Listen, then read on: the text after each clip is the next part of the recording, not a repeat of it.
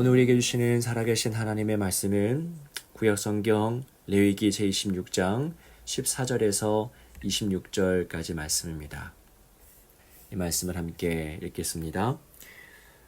그러나 너희가 내게 청종하지 아니하여 이 모든 명령을 준행하지 아니하며 내 규례를 멸시하며 마음에 내 법도를 싫어하여 내 모든 계명을 준행하지 아니하며 내 언약을 배반할진대 내가 이같이 너희에게 행하리니 곧 내가 너희에게 놀라운 재앙을 내려 폐병과 열병으로 눈이 어둡고 생명이 쇠약하게 할 것이요 너희가 파종한 것은 헛되리니 너희의 대적이 그것을 먹을 것임이며 내가 너희를 치리니 너희가 너희의 대적에게 패할 것이요 너희를 미워하는 자가 너희를 다스릴 것이며 너희는 쫓는 자가 없어도 도망하리라.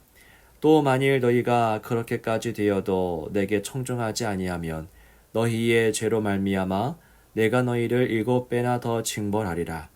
내가 너희의 세력으로 말미암은 교만을 꺾고 너희의 하늘을 철과 같게 하며 너희 땅을 녹과 같게 하리니 너희의 수고가 헛될지라. 땅은 그 산물을 내지 아니하고 땅의 나무는 그 열매를 맺지 아니하리라.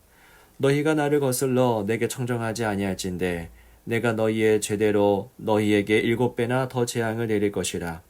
내가 들 짐승을 너희 중에 보내리니 그것들이 너희의 자녀를 움키고 너희 가축을 멸하며 너희의 수요를 줄이리니 너희의 길들이 황폐하리라. 이런 일을 당하여도 너희가 내게로 돌아오지 아니하고 내게 대항할진대 나 곧 나도 너희에게 대항하여 너희 죄로 말미암아 너희를 7배나 더 치리라. 내가 칼을 너희에게로 가져다가 언약을 어긴 원수를 갚을 것이며 너희가 성읍에 모일지라도 너희 중에 연병을 보내고 너희를 대적의 손에 넘길 것이며 내가 너희가 의뢰하는 양식을 끊을 때에 10여인이 한 화덕에서 너희 떡을 구워 저울에 달아주리니 너희가 먹어도 배부르지 아니하리라. 아멘.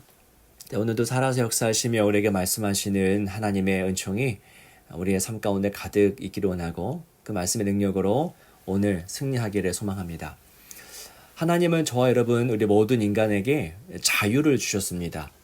이 자유란 선택할 수 있는 자유를 말합니다. 인간은 선택할 자유가 있기 때문에 하나님의 말씀에 순종할 수도 있지만 반대로 불순종할 수도 있습니다. 그러니까 쉽게 말해서 하나님 우리에게 불순종할 수 있는 자유까지도 허락하셨던 것이죠. 자, 왜 이런 자유까지 주셨을까요? 여러분, 하나님께서 인간에게 자유를 주시지 않았다면, 그래서 우리가 하나님의 말씀에 순종할 수밖에 없는 그런 로봇 같은 존재로 지음을 받았다면, 우리가 불순종함으로 하나님의 영광을 가리는 일도 방지할 수 있었을 것입니다. 자, 그런데도 하나님은 이 모든 우리가 불순종할 그런 모든 위험을 감수하면서까지 우리에게 자유를 주셨던 것이죠. 자, 우리에게 자유를 주신 것은 참으로 위험한 모험이었던 겁니다. 자, 왜 그러셨을까요? 하나님은 우리에게 자유를 주신 것은 우리를 사랑하기 때문입니다. 자, 우리를 사랑하기 때문이고 또한 우리가 하나님을 진정으로 사랑할 수 있게 하기 위함입니다. 자, 이게 어떤 의미일까요? 만약 우리에게 자유가 없었다면 우리가 하나님을 선택하는 것은 사랑하기 때문이 아니죠. 자, 그렇게 프로그래마 되었을 뿐입니다. 하나님은 로봇 같은 사랑을 원치 않으십니다. 그래서 하나님은 우리에게 자유를 주시는 모험을 감행하셨던 것이죠.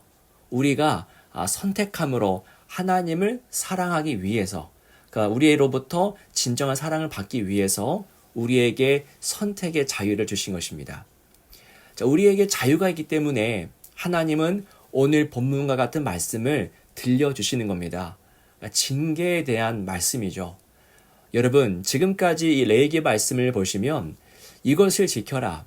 그러면 좋은 열매, 그러니까 복이 있을 것이다. 라고 하는 그런 패턴들의 말씀이었습니다. 하지만 오늘 본문에 이르러서 하나님은 이것을 지키지 않으면 이런 징계, 이런 저주가 있을 것이야. 라고 말씀하시죠. 자, 그런데 그 징계를 너무나 매우 세부적으로 말씀하시지 않습니까? 보통 우리의 경우라면 이거 꼭 지켜. 그렇지 않으면 벌 받을 거야. 정도로 표현하고 말았을 것인데 하나님은 이 한 줄로도 끝날 수 있는 내용을 수십 문장에 걸쳐서 말씀하십니다. 오늘 본문뿐만 아니라 내일 본문도 이 징계에 대한 말씀의 연속이죠. 여러분, 이렇게 길게 징계에 대해서 말씀하시는 목적이 무엇일까요? 우리는 하나님을 오해해서는 안 됩니다. 하나님은 짝사랑하는 것을 원치 않으시기 때문입니다. 하나님은 우리와 상호 신실한 사랑의 관계를 맺기를 원하시죠. 하나님이 바라시는 것은 하나님이 그들의 하나님이 되고 이스라엘은 하나님의 백성이 되는 것입니다. 그러니까 서로가 서로에게 살아있는 의미가 되는 그런 관계를 하나님이 원하시죠. 나는 나고 너는 너다, 이런 동떨어진 관계가 아니라 서로 의미가 되는 그런 관계를 원하십니다. 하나님에게만 우리가 큰 의미가 되는 것이 아니라 우리에게도 하나님은 결코 지울 수 없는, 망각할 수 없는 의미가 되기를 바라시는 것이죠. 그런 마음으로 이 징계에 대한 말씀을 길게 말씀하는 겁니다. 자, 왜 그러시냐면 하나님은 여러분 인격적인 존재이기 때문입니다. 인격이 없다면 관계에 대한 열망도 존재할 수 없습니다. 인격이 존재하지 않는다면 오직 기능만 남습니다. 인격의 능력이 다소 마비된 사람들이 종종 있습니다. 그들에게 관계는 어떤 겁니까? 그들에게 관계는 그리 중요한 요소가 아닙니다. 자, 인격의 능력이 좀 마비된 사람들은요, 사람들을 볼 때에 기능적으로 바라봅니다. 그가 나에게 어떤 일을 해줄 수 있는지, 어떤 유익이 되는지에만 관심을 가질 뿐이죠. 인격이 없는 곳에 관계에 대한 열망은 없다라는 겁니다. 하지만 하나님은 어떤 분이십니까? 인격을 가진 분이시죠. 그분에게 중요한 것은 여러분 관계입니다. 삼위일체의 각 위격들이 서로 영원한 상호 교제를 나누듯이 그분은 우리와도 친밀한 교제를 나누기를 원하십니다. 그래서 하나님은 오늘 본문과 같이 이것을 지켜 행하지 않으면 징벌을 받을 것이야 라고 반복해서 세부적으로 다양한 표현으로 외치시는 겁니다. 징벌을 말씀하시는 것의 그 이면을 봐야 됩니다. 징벌을 말씀하시는 것의 그 이면에는 우리 서로 친밀한 교제를 나누자라고 하는 강력한 열망이 숨어 있는 것이죠. 우리는 이 하나님의 마음을 읽을 수 있어야만 합니다. 징계를 말씀하신 하나님을 우리는 오해해서는 안 됩니다. 징벌을 말씀하시니까 하나님이 되게 좀 무섭고 좀 화가 난 분으로 우리는 오해할 수 있습니다. 여러분, 징벌을 주기 위해서 징벌을 말씀하시는 것이 아닙니다. 너희들의 자유로 나를 선택하라, 나를 사랑하라 라고 외치시는 것이죠. 여러분, 18절과 23절의 말씀을 보십시오. 하나님이 징계를 하시는 목적이 여기에 기록되어 있는데요. 자, 18절의 말씀을 보시면요, 이렇게 시작되고 있지요. 또 만일 너희가 그렇게까지 되어도 내게 청종하지 아니하면 이라고 합니다. 자, 23절 말씀 보시면은 이런 일을 당하여도 너희가 내게로 돌아오지 아니하고 내게 대항할진대 라고 기록되어 있습니다. 그러니까 그렇게까지 되어도 또 이런 일을 당하여도 끝까지 나에게 불순종하면은 이런 징계가 있을 것이야 라고 말씀하시는 건데요. 자, 여기에 잘 나타나 있지 않습니까? 하나님의 최종 목적, 징계를 내리시는 최종 목적은 우리가 돌아오게 하는 겁니다. 왜 징계를 주시려고 합니까? 징계를 주시는 목적이 바로 우리의 돌아옴, 하나님께 돌아가는 것이라는 것이죠. 여러분, 징계를 나열하시는 하나님의 마음, 니들의 어떤 삶 또는 어떤 관계, 그 땅에서의 모든 소산에 대해서 징계를 나열하시는 그 하나님의 마음이 어땠을지 여러분 생각해 보십시오. 여기서 우리는 하나님을 크게 오해할 수 있는데요. 마치 하나님은 우리가 징벌을 받는 모습을 팔짱기고 무덤덤하게 지켜보는 분이라고 생각할 수 있는 위험이 있습니다. 그런데 우리 하나님은 그런 분이 아니시죠.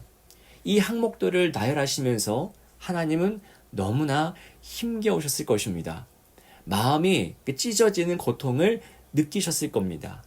사랑하는 그 백성들, 그 자녀들이 징벌을 받는데 어떻게 그것이 고통스럽지가 않겠습니까?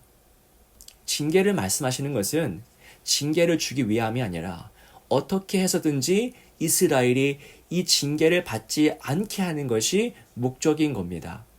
우린 하나님을 오해해서는 안 됩니다. 악한 영이 가장 잘하는 것이 우리가 하나님을 오해하게 만드는 겁니다. 하나님을 오해하는 사람치고 하나님을 신뢰하는 사람은 없기 때문입니다. 오해의 결말은 언제나 불신입니다. 그래서 레위기에 등장하는 이 징계의 말씀을 읽을 때에도 우리는 사랑이라고 하는 문법으로 이 말씀을 읽어야만 합니다. 여러분, 하나님이 이토록 우리를 사랑하시고 우리를 원하십니다. 우리는 사실 먼지와도 같은 자들 아닙니까? 그런데 하나님이 이런 우리를 사랑하셔서 이렇게 구구절절 세세히 말씀해 주시지 않습니까?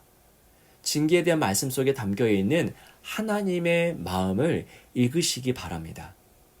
자, 하나님은 우리에게 순종을 요구하시는 것은 우리와 사랑의 관계를 맺기 위해서입니다.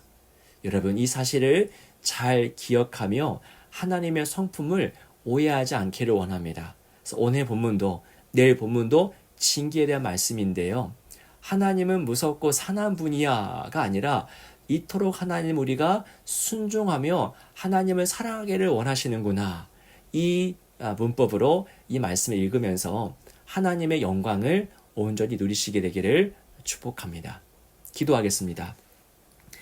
살아계신 주 하나님 아버지, 하나님 우리를 얼마나 사랑하시는지 우리는 다 알지 못할 것입니다. 그런데 주님, 주님의 은총으로 말미암아 하나님의 무한한 사랑을 한 조각 한 조각 알아가기를 원합니다. 하나님의 사랑에 사로잡혀서 우리가 하나님을 사랑하고 이웃을 사랑하고 또한 내 자신까지도 하나님의 시선으로 바라보며 사랑할 줄 아는 그런 백성 되기를 원하오니 우리에게 은혜를 베풀어 주옵소서. 그 사랑의 눈으로 하나님을 보게 하소서. 남편과 아내, 자녀들과 부모를 보게 하소서. 또 이웃들을 보게 하여 주옵소서. 그런 인생 살아가게 하여 주옵소서. 주 예수 그리스도 이름으로 간절히 기도하옵나이다. 아멘.